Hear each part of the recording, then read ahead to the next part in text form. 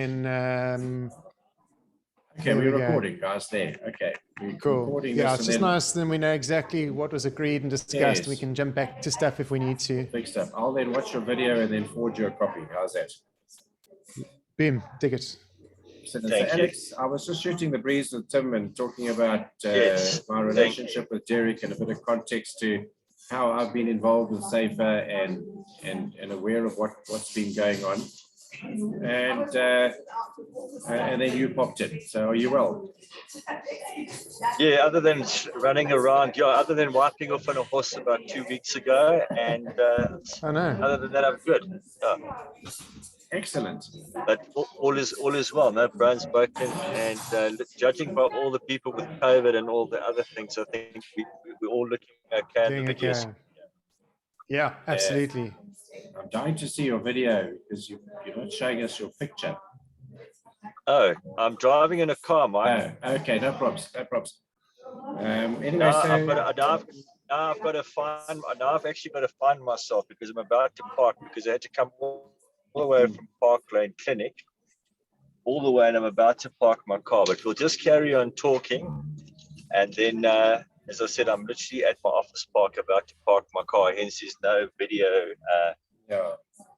All right. Video link at this stage. If I can just take the lead on this session, and let's assume that this was session one of a strategy conversation, for want of a better term.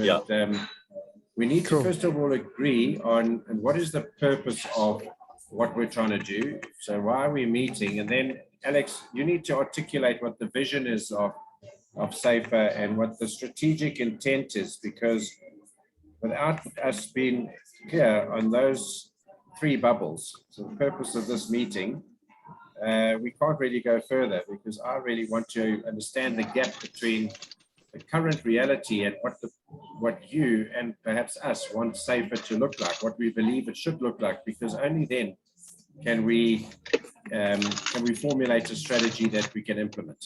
How does that sound? Yeah. Yeah, absolutely. As I said, other than climbing out of my car now, you can hear me, right? Yeah, clearly, yeah. Got you loud and clear. The simple reality as I walk up some steps is that SAIFAA will not survive in its current format. Let's have a reality check here. Okay. It's a voluntary organization, and it was driven by one man, namely Derek Smorenberg. And unfortunately, his demise has put my worst fear into place, and that is who drives it, who's the figurehead, who's the person that's going to send the text messages and coordinate. And the truth is, none of us are going to do it full time. It's not going to happen. It's going to die unless we just become an association, a loose association of like people. We change the profile. So the first thing that we need to do is, what is our end? The other committee members, but in principle, they don't seem to have an issue.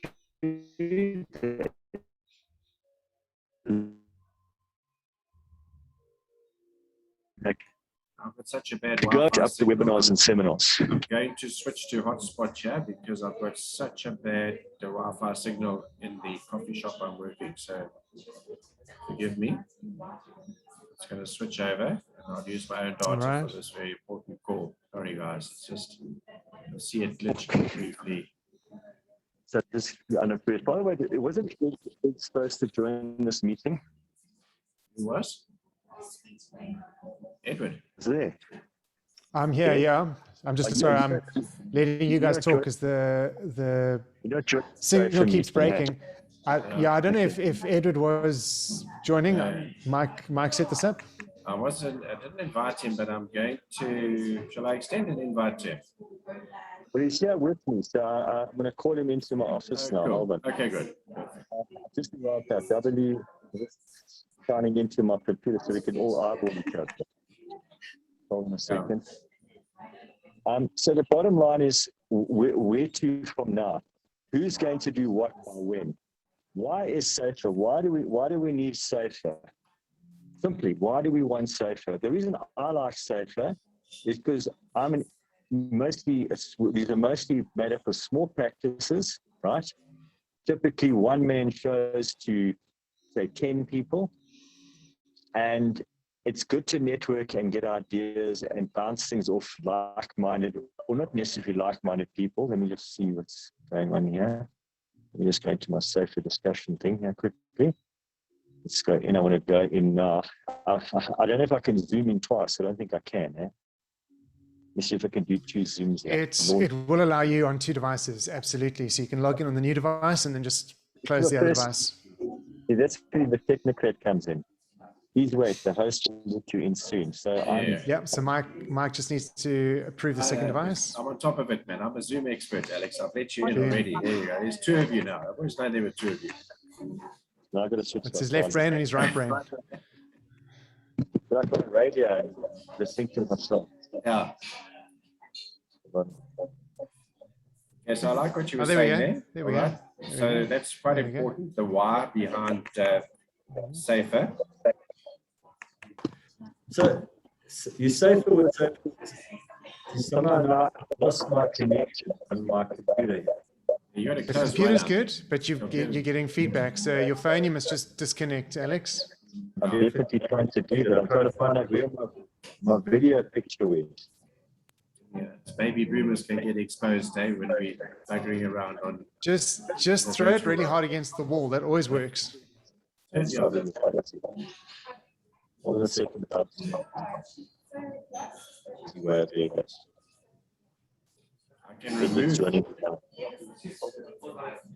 can remove that device. Yeah, you can remove it as well, actually. There we go. Boom. I switched it off. Okay. When in doubt, switch off. Okay. So the bottom line really is from a SAIFAA. The bottom line is what's the relevance of SAIFAA in a nutshell? Why does that organization exist? Just because a person called Derek Smorenberg wanted to get a whole lot of like-minded people together to be the voice of the industry to the media, the regulator, and of course the investor. I don't think we're doing a particularly good job of getting the investors, the public, know who we are. That's a problem. Secondly, what's in it for the advisor? The advisor, in my opinion, needs to belong to a body that's recognized. For me, I'm quite proud to say the fact that I am deputy chairman of SAIFAA, or Ed would say he's part of SAIFAA. The reason is it shows an independent viewpoint. I think there's too many product service agents and everyone, that are tied to agencies, etc. So the thing that stands out for SAIFAA is we stand as independent voice out there.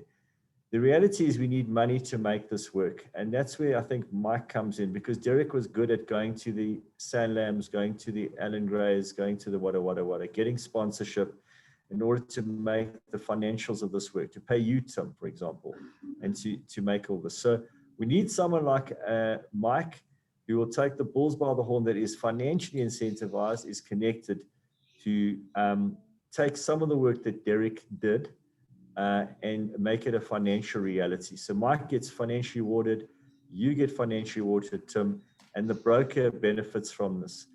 Why do the product providers benefit from it? Because they get a platform where they've got 100 or so pretty well-known financial advisors. I mean, we could throw the Janet Hugos, they're well-known in the Magnus Haystacks, but the truth is, people like to throw those names around it, and they know that gives gravitas. So Derek estimated 40 to 50 billion rand. I don't know where he got the final figure from, if the figures are 100% accurate, but certainly there's a good couple of billion rands worth of assets and advice under management. So the companies that Mike approaches must know that they're playing with some serious players. And I think we should, last but not least, because I really am a little bit disjointed when I'm speaking to you now, but we need to have 2 different sections. We need to have an associate member, Tim, as I explained to you, that are non-paying. All you do is you click on, you say, I'm Mike Clare, I run this practice, this is my cell phone number and my email, I want to become an associate member. It costs you nothing, but we keep you informed on a monthly basis of what we're doing at SAIFAA. So every month we should at least publish an article in Business Day or Financial Mail or whatever. And our members should be putting that out and just making the public aware about SAIFAA. So that's the associate member. He doesn't pay anything. He or she can then come in and we can have a presentation, say by a Coronation or a Prudential or an offshore fund manager that will find us and they can come and talk about topics. And to talk about the topic, they have to pay a royalty fee, 10, 20, 30,000 Rand for the privilege of doing that.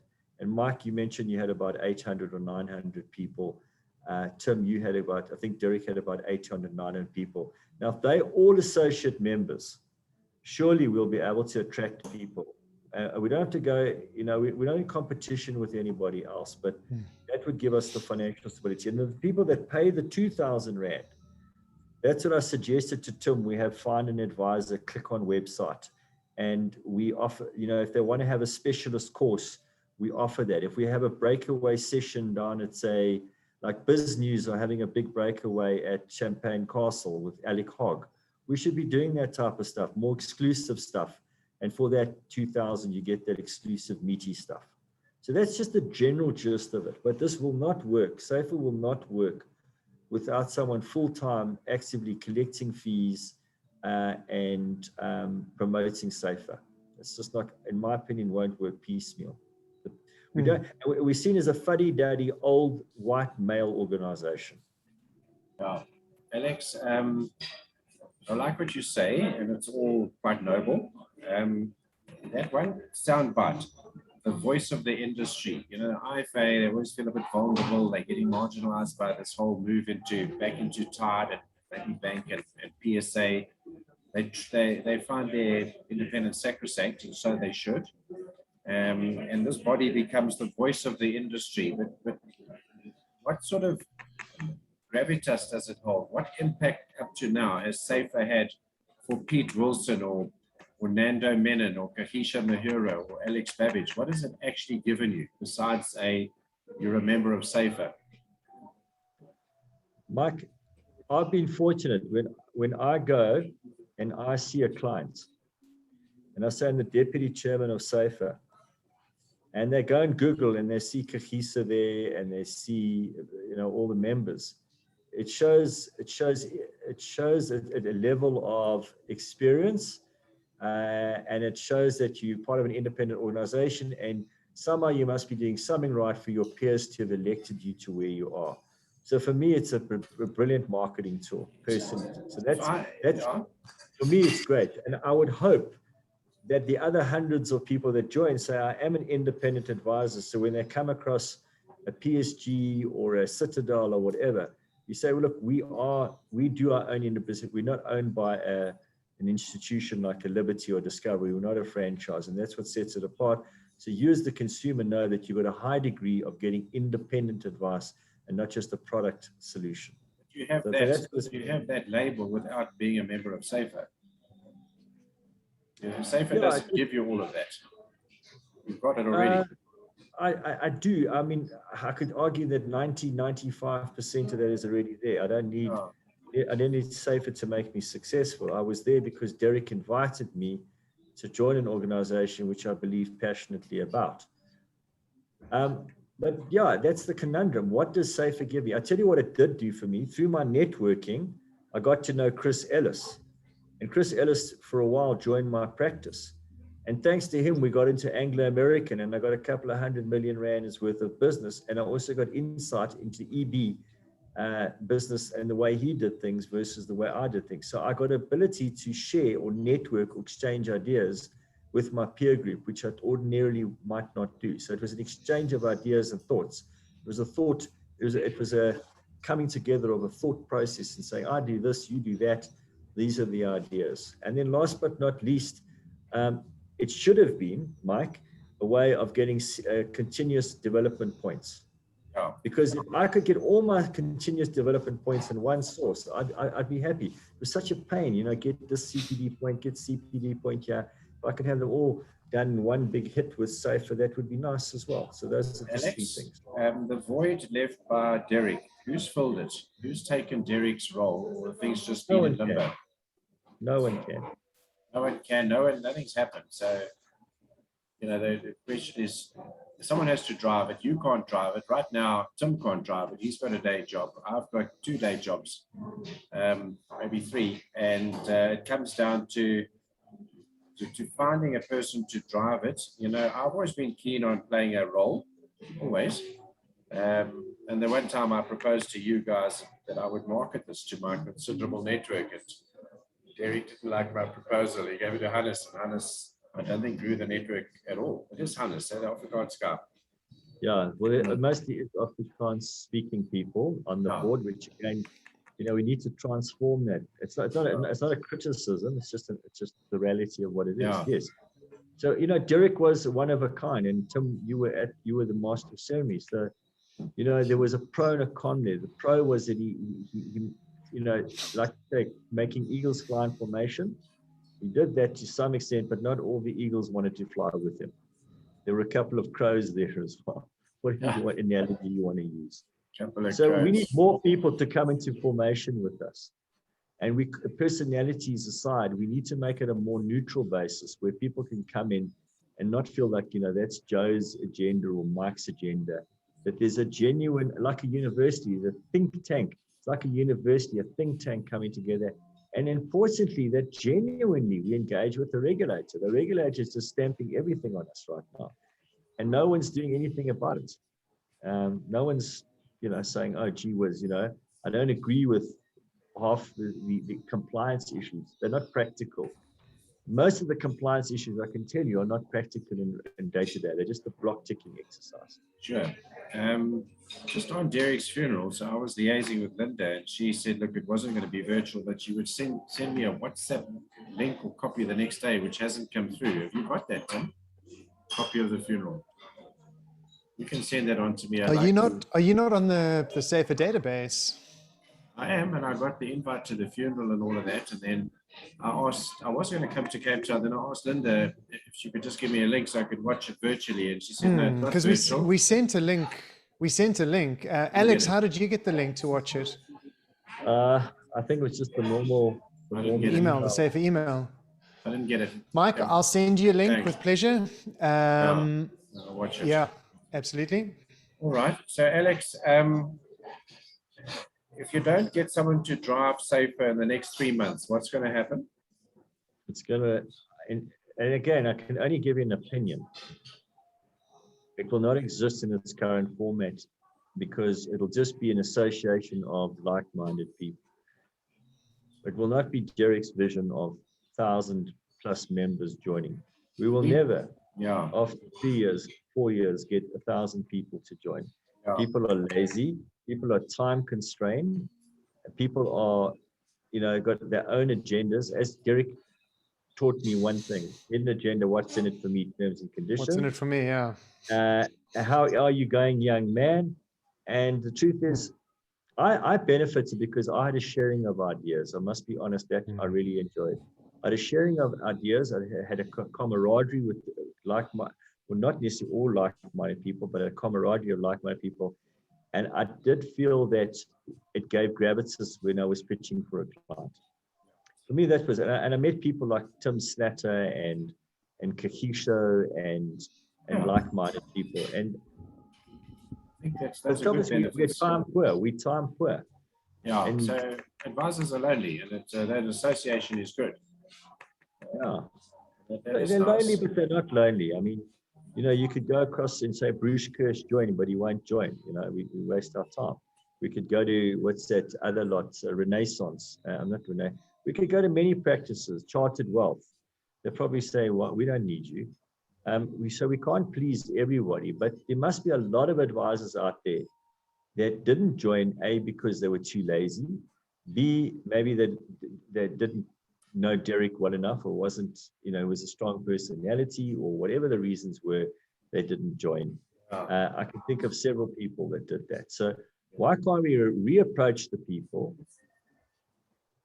and rebrand this? Because it will not, I'm just brutally honest, I don't think it will exist in this without someone driving it on a semi-permanent or permanent basis. Yeah, you're right. Sorry, Tim, I agree with that. Sorry. So, rebranding is important. There's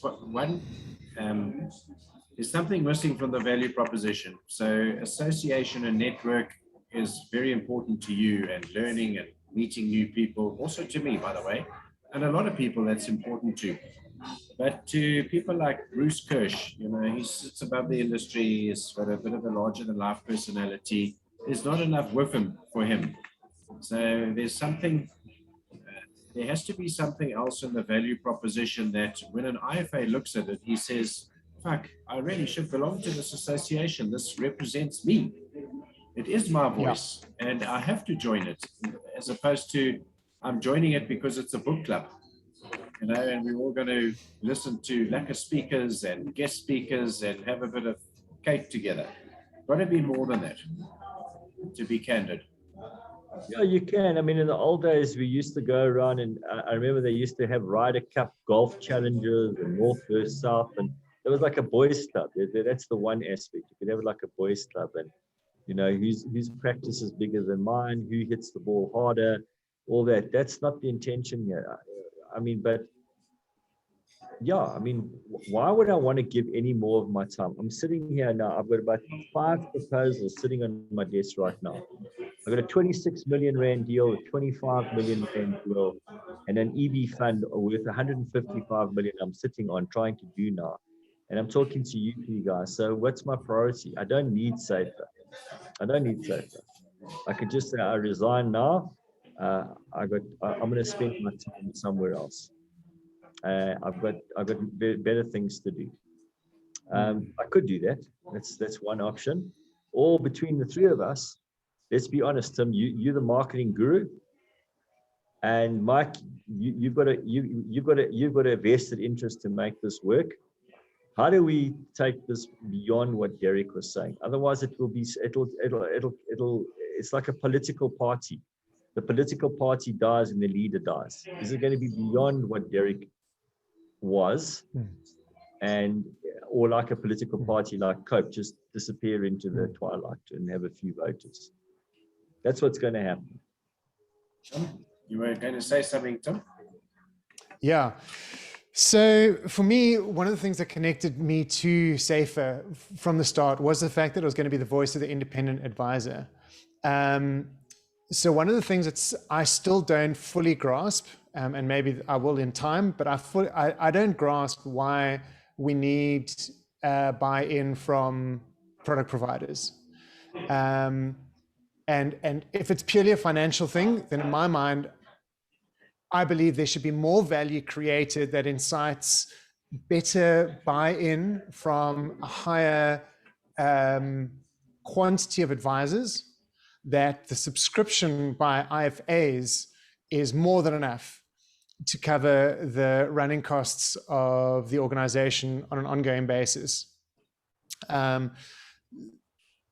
long as I've been working with advisors, which is only about 9 years now, I've always had a stronger pull to the independent guy because they have that freedom of choice to run their business the way they want, to choose the products they feel benefit their clients based on client centricity rather than targets or product conversations.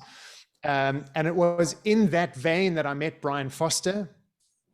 We were both speaking at a conference in 2016, I think it was. And we sat next to each other, and that's how we kind of got to know each other and realized there was a lot of commonality in our messages. And in the last few years, I've been approached by several guys who have what I perceive and see as pockets of independent advisors clustering around the country for whatever their geographical, philosophical divide might be. They've got 80 to 120 members, 80 to 120 members, 80 to 120 members, all trying to take on regulators, product providers, and the industry and change the conversation so that they can deliver consistently and sustainably a better value proposition to their clients. And my mind from the start has always been why this peppering of organizations dilutes the voice. And when, you know, Derek and I first chatted and he was talking about the voice of the independent advisor, I was like, we got to get more independence behind this to make this voice stronger. And as you just said now, Derek, and Alex and Mike, as you were kind of alluding to what happens in 3 months, this SAIFAA cannot be the voice of Derek. SAIFAA has to be the voice of the independent financial advisor. And yes, Derek was a very loud voice, a magnificent voice, a voice that I think sometimes grated on the ears of many, which is maybe why they didn't sign up. One of the things I tried to work with Derek on was the length and the presentation of his emails was a little overwhelming for your average advisor who's got so much crap to go through. Alex, you've just said you're sitting on your desk, you've got so much stuff to go through. The last thing you need now is a 400-word email with black, blue, and red writing and every second word in bold and underlined. So we need to be creating clarity of message, which is the voice of the independent financial advisor in the industry. And then what does that make and look like around it? So you can have affiliate members and you can have paid up members. And I think under the paid up members, we should have two levels. You've got a standard paid up and then you've got like a premium paid up. And the premium paid up is anyone who's referred 2, 3, or 4 more people and they pay half. So that's my thought. So you say it's $2,000 a year, but if you refer 3 guys, you only pay $1,000 a year for the rest of your life, right? Now I'm more inclined to get the 3 other oaks in my office to pay on board. And if they do 3, then we're only paying $1,000. Now it's already half the price for me, which in my mind makes more sense. And if you're getting 4 more people on board, paying half, you're still doubling your money. And inside of that, then you've got webinars that we do each month, and that every webinar should have a blog. Every blog should then be presented, and that's what our fee was to SAIFAA, was to write these blogs, promote them through email, and promote them through LinkedIn. And in the time, I think we've had LinkedIn page up for a year or so. We've built it up to about 150 followers on the LinkedIn page, which is pretty good in terms of the fact that it's almost double the actual membership base.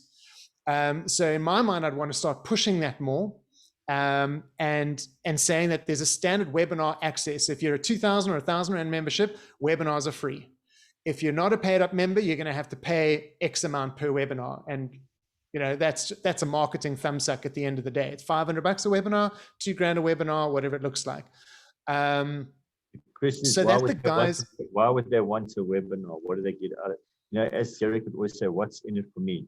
Yeah, so these webinars for me have to be practical ways to run your practice, in my mind, because with all the financial planners that I deal with, so we've got about 90 planners / practices with multiple planners signed up with us at the moment, and pretty much all of them, I'm always boggled at how little they know about how they're supposed to run their practice, because I know in the industry, there are BDMs who are working for all the product providers and investment companies. There are consultants, coaches, compliance officers. And these guys often come to me saying, Tim, do I need this on my website? Tim, do we need to be telling our clients about this? Tim, do we need to do that? And my role is actually to help them communicate their message, not to tell them what their message is. I'm assuming they're coming to us knowing what their value proposition is, knowing what their practice standards are, knowing what their compliance registry looks like. And a lot of the time they actually don't. And so partly it's probably because they're overwhelmed by so many messages. So in my mind, if SAIFAA could become a central place for what do I need to do in my practice? Who do I need to speak to for compliance? Well, we have 3 compliance officers we can recommend. Here we go. What's your area? And we start working with people like, Justin Giannides from Crux Compliance. We start bringing in maybe Anton Swanepoel for once a year. Anton Swanepoel does a webinar for us on something on the legal side. Mike can do a webinar on whatever his specialty is. I could do a webinar on communicating in your practice. Brian Foster could come in and talking about value proposition. So there we've already got 4 or 5 webinars, and we keep them short and we keep them practical. So in this webinar, you're going to learn 3 things you need to do in your practice today that will help you be more compliant, deliver a better experience to your clients, work in a fee-based practice, do better due diligence on different investment packages, whatever it is, so that they know every month there's something in. And Alex, as you said rightfully, if I can get 1 CPD point for doing that, and if there's a questionnaire afterwards and I can get another CPD point for doing that, and there's maybe a book link to it, which I can read and get a 3rd CPD point, boom, that adds loads of value. And we could part, cost down the line. You could also say to the person, the way the FPI does is they pay $5,500 for a webinar. That's it. You set up an hour webinar, they market it, you get paid $5,500 ex VAT. we could follow similar things. So you do a webinar for us, we're going to pay you $5,000 for it, gets you a bit of marketing inside of a group of IFAs. Just lost you there. Who gets paid? Who gets paid, or who pays 5.5, Tim? So the person presenting the webinar would get paid. Yeah. So now you're more likely to get guys to say, okay, cool, I'll deliver a webinar, and I get to sit in front of a couple of IFAs, 50, 100, 200 IFAs for an hour, get some feedback, make sure we're still on bench. And then I also don't think we need to be paying CWM or whoever those people were again for a 200,000 Rand platform to deliver a webinar. I think it can totally be run through Zoom. We might need to just upgrade a little bit and just have people overseeing the webinars.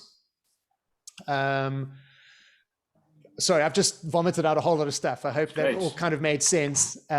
This has been on my mind for 2 months now since Derek's passing, and me thinking, how to, before his passing, we'd already been talking about some of this stuff. And in terms of who could maybe lead SAIFAA, I mean, I don't know if Brian Foster's on your radar, if he's an option, if that would be something. I've never met the guy. Okay. In Cape Town, is he? Yes, he is actually in Cape Town. Yeah. So Brian Foster's got a group called the Financial Caddy, and it's all about, he played pro golf for a while, and that's where that came out of it. He ran a fee-based practice in the UK for probably a decade, and then worked with Phil. What's his name? Phil Billingham. Do you know Phil at all? No. I don't know the Cape Town guy as well. He did a talk. Okay, no, Phil's actually from the UK. Yeah, Phil did a talk at one of the conferences when we all used to get together about 4 or 5 years ago. Yeah. Phil So he and Brian worked together to create a company called Beyond RDR. And the whole goal was, how do we equip IFAs for the regulation that's coming in place, saying it's not a regulation issue, it's actually a business management issue. And if you restructure the business, if you change your focus, you'll become more sustainable. Okay. So yeah, I think that was all good. I like a lot of what you said, except your stuff on fees there. I would never dilute the proposition. I think that SAIFAA is undercharging members, and I think this business of becoming an associate member for free is wrong. And I think that getting a lower fee because you gave referrals is a bad idea. I like what Tom Peters says. Tom Peters has been a big influence of mine. He says, when you discount, sooner or later something bad is going to happen. I never discount my fee as an independent consultant. I hope you don't. I hope Alex doesn't. So I think that. Mike, is that a trailer that you're living in there now? I've hit hard times. I was paying. I've lost my retainers, and I'm living in a caravan. Just joking. I'm living in a caravan, no joke, on the side of the road. I just, every IFA, yeah, I'm the one in a hoodie here. Every IFA wants to get a deal. IFA, things have changed. IFAs do pay for stuff. I went out when I left MQ Capital as a consultant because I saw the practice management gap. I dived into it in 2001. I used to charge an IFA for 8,000 Rand a day for me to come in and do an assessment and write up a strat doc for him. And they paid. There were lots of clients, including Grant Thornton Capital and Alexander Forbes. And I upped that fee. So they do pay. So IFAs were just trained that they got everything for free. But the realization is upon most of them that if they want value, they're going to have to pay. So IFAs that I know, some of them even pay for lunch when product providers take them out. The old days they didn't. It was all on a plate. Sure. Everything was given. So I've always been a product provider. I've always been on this side, and we trained IFAs to behave in a certain way, so they became net takers rather than net givers. But that's now changed. The dynamic has changed, and we need to take advantage of that. I just wanted to make an observation. Some of what you've been saying is describing a business that's going to compete with Kevin Hinton's collaborative exchange. I was about to say that. So are we the collaborative exchange, or are we a body that represents the IFA? Maybe we're both. But Kevin has got a big database and a big network of relationships like I have. And he's taken over the collaborative exchange and he's having these conferences. And if you speak on his conference as a product provider or run a webinar, you don't get paid $5.5 grand. You pay 200,000. But why is Bruce Kirsch and 3 advisors talking there? Are you telling me they paid 200,000 to go and say what happens to my practice? No, they're not paying. But if Alan Gray wants the keynote speech, you've got to pay. If you want a breaker room, before it went virtual, if you wanted the keynote at the Sun City conference 4 years ago, you paid 250K. Well, 8 years ago, I know that because Investment Solutions wanted to do a talk there, but they didn't want to pay the fee of 250,000 Rand 8 years ago, guys. Okay, so you can put a bit of inflation on that, call it 300, 350. And the breakaway room was 100K. Okay, now virtually, I don't know what the fees are, but they're high. So if you want a platform to talk to Kevin Hinton's 1,200 attendees in a virtual room, you pay for it. Kevin Hinton is making a lot of money, guys. Now he's doing it because it's a commercial venture, not because he wants to teach and grow IFAs and keep them in a network so they're all chatting. There's no networking in a virtual environment unless you have these networking chat rooms. You can chat up a few dolly birds and what have you afterwards, but it's you can't walk the floor like you can at the Cape Town Convention Center and have a beer and a dinner, and it's all gone for now. So the networking angle's gone. Now it's just content, it's educational, it's personal growth. And Kevin has picked up on that. Now you're picking up on it and saying we can do that, but we've only got a small database of paying members. Kevin's got a big database of non-paying members. So there's a few differences in the model here. But the collaborative exchange brings out good content, and you dial in. I'm going to the alternatives conference because I distribute alternatives. And there's a lot of good stuff there that I want to listen to because I want to learn. Now we could take him on and compete with him, but then we're building a new business. So we need to decide what we are. Are we an industry body that is going to cluster IFAs together and be their pillar and take on the regulator and provide them with all sorts of value add so that it's a must be? Or are we going to take on the collaborative exchange? What are we? We need to decide what we are. And we also need to understand how different are we to the FPR group? Because a lot of IFAs will say, why should I belong to FPR and SAIFAA? What's in it for me? So when you lean in, there's always that, you can actually see it written on the forehead with them. It's there on most IFAs. And so we have to decide. So SAIFAA at the moment is a little bit in limbo. They call it stuck in between, as that strategy speak. They're caught in the middle. You know, a lot of IFAs would say, well, what are SAIFAA? You know, they're a bit of everything. So that's just a bit of my thinking. And then the clear message that's coming out today is there's enough energy here to want to make something of it. Okay, we respected Derek. He built something good, and he wasn't everyone's cup of tea, by the way. Some people didn't join SAIFAA because of Derek, and a lot joined because of him. And we know that. And he used to wag his finger like a sergeant major, and a lot of IFAs don't dig that, but others do. But there's enough energy here to drive it forward. There is an opportunity to do something, but the key thing missing it is there needs to be a leader. Somebody's got to take it. Now, clearly, Tim, you've got a business, you can't take it. You can provide support to it. I can't take it right now. I've got too much work on my plate. I'm a victim of my own busyness, but I can provide support to it in various ways. I mean, I really could. I'm also not a CFP or a financial planner.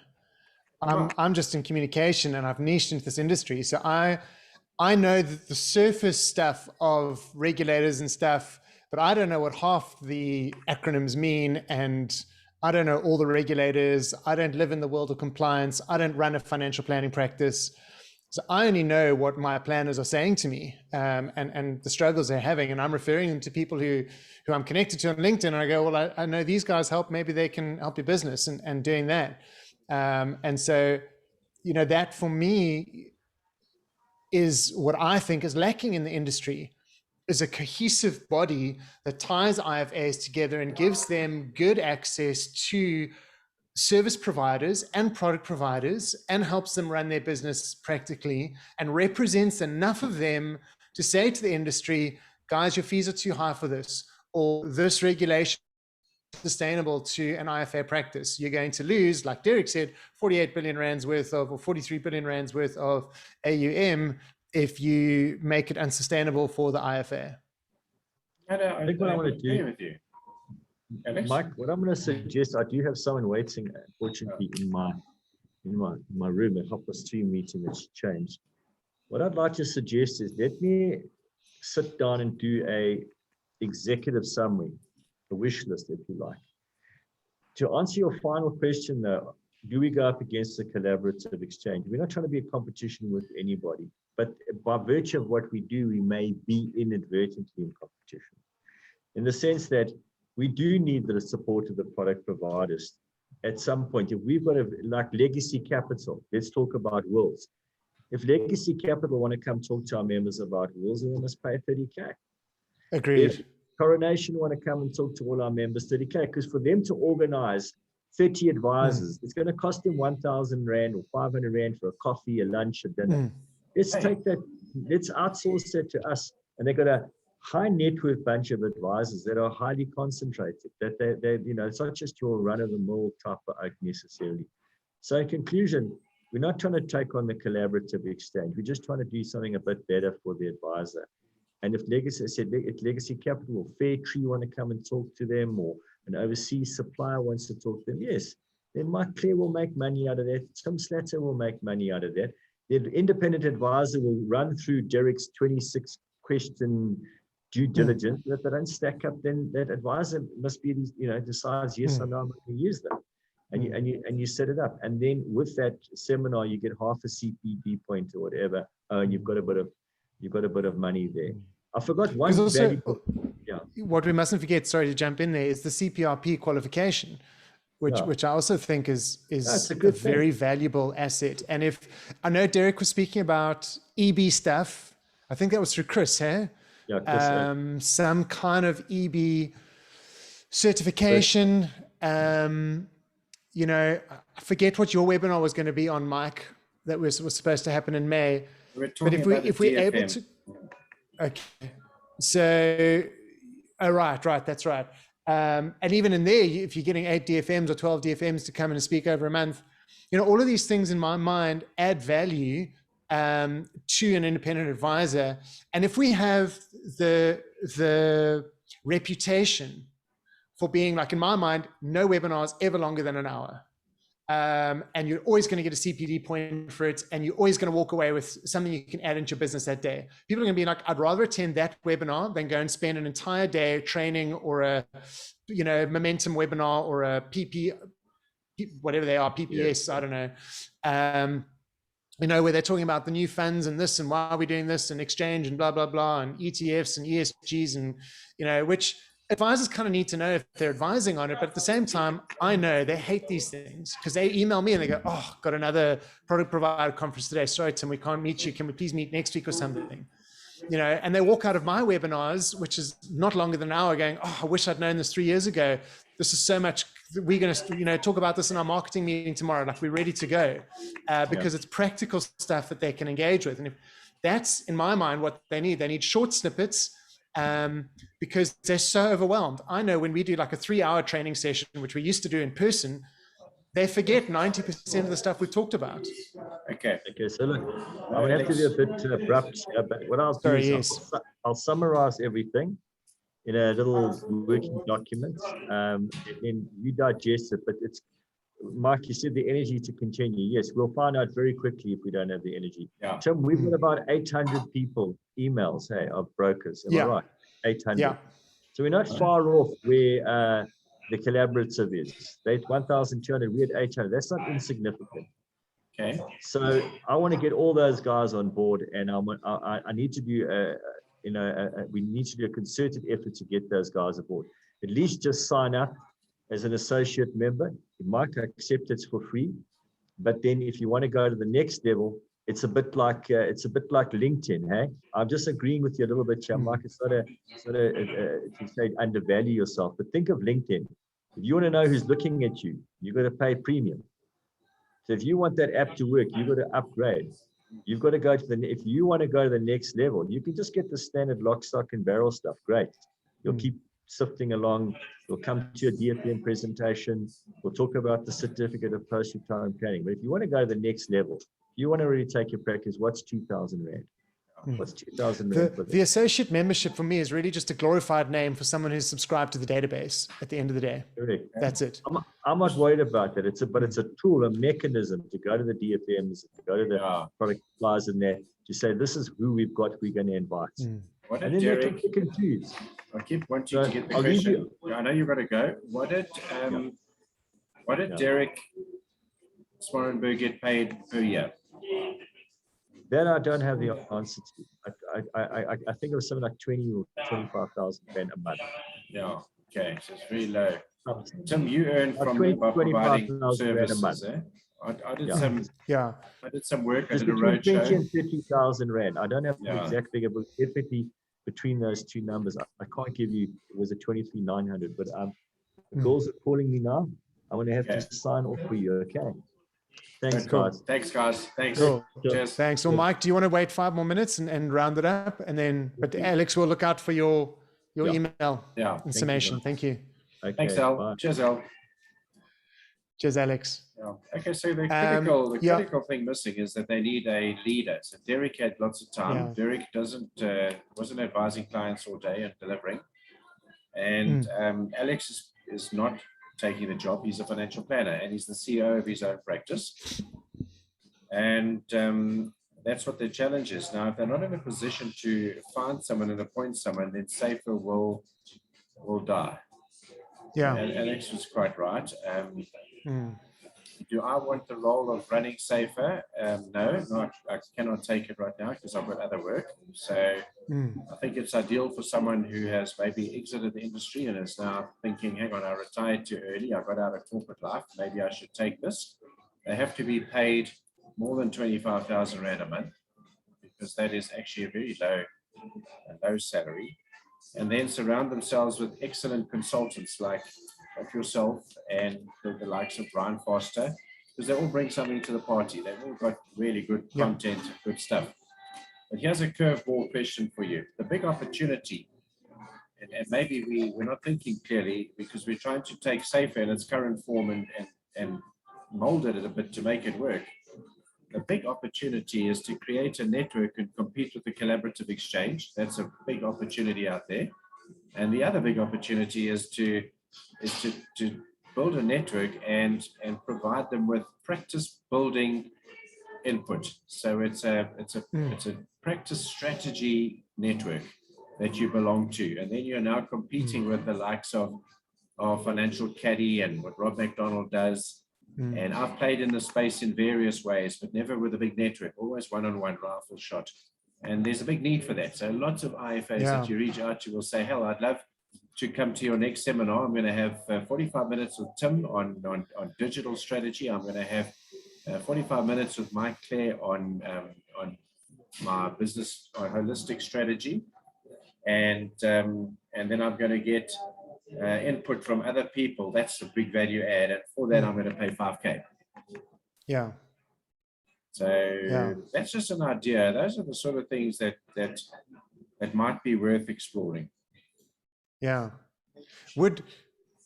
I mean, I don't know all the players because I don't go to all these functions and I don't know half the names you're spewing. And Brian's just one of the few people I've got to know well. Is Brian not a possible candidate for this? I don't know Brian that well. I've only met Brian. Okay. I met him at a SAIFAA function. Funny enough, I did a talk called Get Your Strategy Right. It's all about getting your marketing strategy right. And I was quite light on the digital side of it, actually, when I look at it. And, this is what you've got to look like operationally. This is what you've got to look like from a people perspective. This is what great practices do. This is what poor practices do. And I had a slide called Perfect Practice PDY Limited. And I brought it all together and a value proposition, an example of a value proposition. I still remember one advisor running forward saying, give me that slide, that's my new value proposition, And, there was a bit in there on how to sell and how to engage with clients as opposed to just showing up and throwing up. It had a bit of humor in it. I met Brian there, and I've only met him once since. I don't know him. I see his material, and he's playing in that space. Practice management is a need. No, I don't really know him well enough to answer the question, actually. Okay.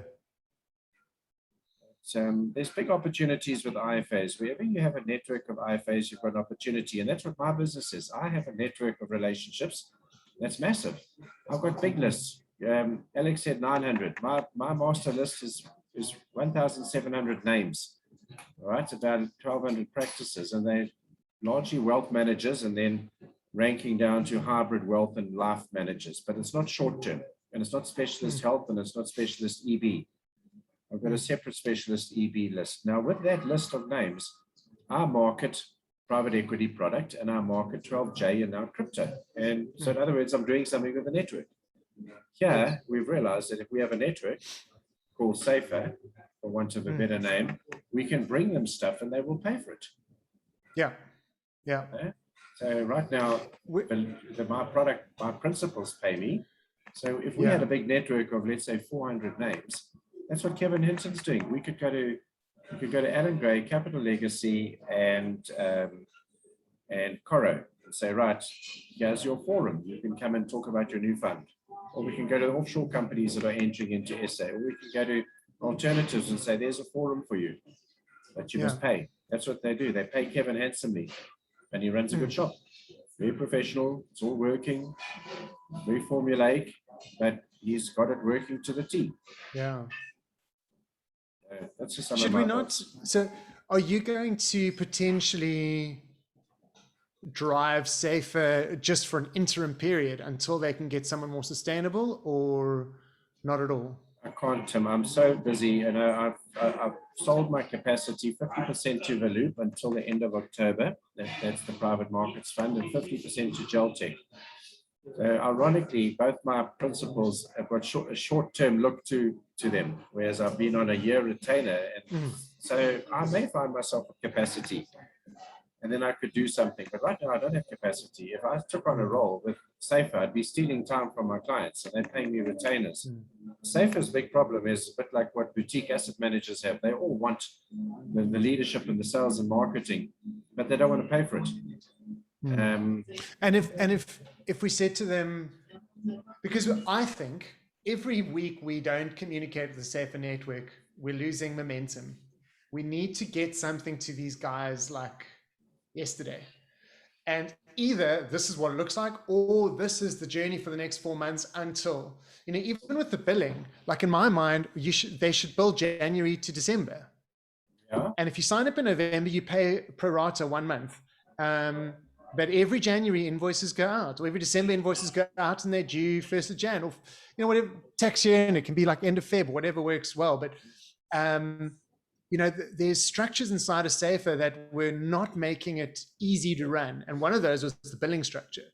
Everyone's on their own annual billings. So every month, maybe these 5 people, then 20 people, then 6 people, then 4 people need invoices, and then you've got to follow up from those 7 of the 20 who didn't pay, and blah blah blah. And if the guys know from January we're going to have a new president and chairperson, and what if and I know Alex is going to formulate some stuff, but what if they have a nomination and an election process, and we ask all existing members, please nominate someone?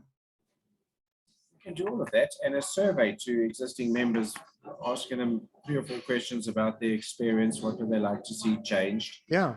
So that they feel that there's stuff going on. So we're not actually delivering webinars, we're not necessarily pushing out blogs, but then we can set up the email so that we can do the marketing. We can set up a blog around principles of, as we're formulating, we can start creating content so they're still getting emails. Stuff's going, this is what SAIFAA is up to. This is what's happening. Because most of them are webinar fatigued. Most of them are done for the year. They just want to they don't want to attend any more shit. And if we can start saying, come January, we're going to have this, February, we're going to have that, March, we're going to have that, they're going to okay, cool. Because these guys book their calendars a quarter in advance. No, I think you've said a lot of good things. And, I'm not webinar fatigued. So I think some of them aren't, and but they're becoming more discerning. And so they select their, that's true. I don't want to attend another coronation vote show and listen to the fact that trust is earned, and then the same old slides that have just been updated. I don't want to attend that. And there's no value in it for me, but I want to attend the alternative conference because it's new and it's of interest to me. So the secret there is to create something that gives value, and that an IFA looks at and says, right, I will choose that way because I'm going to get lots and lots of good advice which is good for me. So even collaborative exchange, people are getting fatigued. I've heard lots of IFAs say, oh, I don't really attend that. And when I do, I dial in and I get on with my emails. You know, you can cheat at a virtual conference. You don't have to concentrate. I used to call it the BlackBerry effect. You go to the conference, it's at Sun City, the speaker starts, he's a bad speaker. You look around, everyone's on their phone. They're not even listening. Now, virtually, you can't even wag your finger and say, guys, put your phones down. You're not listening to me.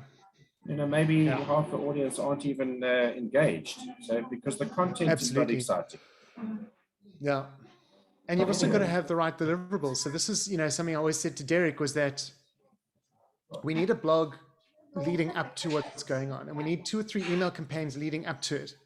So I already know what to expect. And then afterwards, we need 2 or 3 closure emails with highlights, with a link, with something else, so that, because I'm probably going to switch off in the webinar, as you said, you know, or I'm going to be busy that day. I'll watch the recording and then never watch the recording. And if I can just get an email that I can quickly scan through and go, these are the 3 key points I need to do, boom. Or I really find point 2 is cool. Let me jump into that. And then we host the video, we record it like this. It can be you and me talking back and forth, and then the guys jumping on and saying, here's 15 minutes with Mike and Alex, here's 15 minutes with Mike and so-and-so. And we get a person who can lead that, who is seen as, from an industry, is networked, understands the different ins and outs, because people look at me and they know I know everything about digital marketing for advisors and digital communication, but I don't know about ESGs and those things, and I don't know about practice management. And you know, I've got tips and tricks on how to automate stuff the same way I run my own business, and that might be of value. But they need, and that's also why for me, like someone like Brian Foster, I keep coming back to him, who becomes a central figure like Derek was. You know, not long-winded, quick 2 minutes intro, boom, straight into it, jump to these 3 points, and then your video, even on YouTube, we can do it. I'll send you the link for Derek's memorial. I put time codes in there. So you can jump to each person who did a eulogy, jump to the end, feel like you've watched it, leave your message, but you only actually had to watch like 7 minutes of it, and you feel like you were there and you got value out of it. You didn't have to watch all 40 minutes or whatever it is. Yeah, good. All right. So I've enjoyed listening to your thoughts today. I think that I've got to be careful of taking Alex's problem away from him, because he's the deputy and he's got to do something with us. So absolutely, I'm not looking for a new job today. I may have more capacity from November, and then I would like to do something with SAIFAA in whatever form. I know a lot of the SAIFAA members, at least half of them, and many of them actually are members because I steered them towards Derek.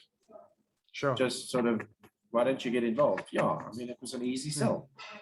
And I think many of them have enjoyed it, but I do know some members have popped off. But let's wait for Alex to come back with that exec summary. We must talk about the survey. My problem is I've got no bandwidth, I've got no capacity to actually drive this, so I don't want to raise expectations. But there's definitely an opportunity here. Yeah, if we've got direction, if Alex and the Exco are able to come back to us and say, Tim, these are some of the outcomes we need by January.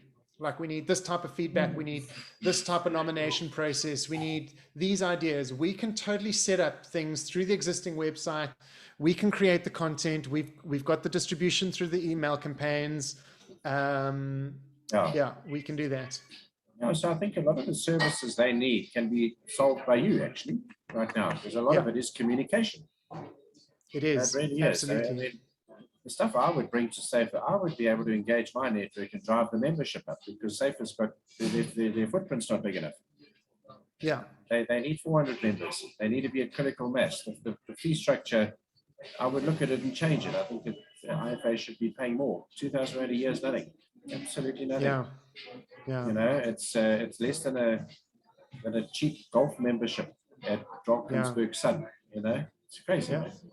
See, even if they've also got like this schedule of 6 webinars next year and it's 3,000 Rand a webinar, or you can join as a member for 2,000 Rand for the year or whatever that final fee becomes. You're like, sheesh, that's a no-brainer.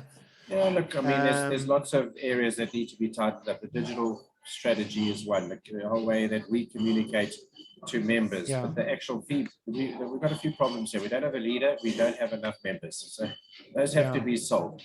And you don't want to lose the existing membership base because a lot has been done. But with a little bit of the right effort, you could add another 100 members. Now it's starting to look like quite a big organization. And then everyone will see that with 200 paid members, you actually have a very valuable asset that asset managers will pay for, private equity firms will pay for. Anyone promoting product that wants the ear of the IFA would be interested in that network. Yeah. All right, Tim, I need to go. Thanks. I'll wait for your information. Well, I think next step, so you've recorded this. Yeah. I'll send you something on how to upload it to YouTube. We'll share it with Alex. And I think we just need to push him to say we need that stuff back from him. And then he can also play this recording with the executive. We can push them to just engage and get feedback from all. Whilst Alex is the 2IC, he's not the only member of the Exco. They're all there. If they all add 10 minutes worth of value, we'll have lots of stuff to share, I think. Okay, thanks. Thanks for today. Lekker. Thanks, Mike. Good to see you again. Cheers, man. Good luck. Bye.